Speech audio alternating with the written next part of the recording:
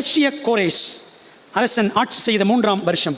முதியவர் தானியேலின் 3 முழு வார உபவாசம். இல்லையே என மனம் நொந்தார். பராபரன் கிறிஸ்துவே இறங்கி வந்தார்.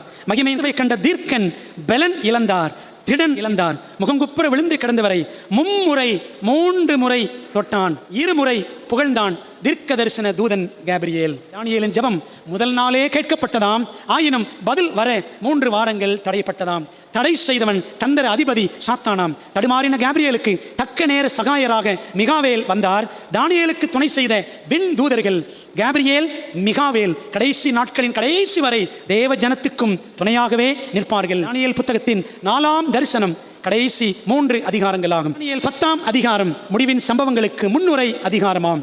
நாமும் உணர்வடைந்து உபவாசித்தால் ஊக்கம் பெறலாம். முழங்காலில் நின்றால் தூதர்களின் துணையையும் பெறலாம். இதுவே தானியேல் 10ஆம் அதிகாரம்.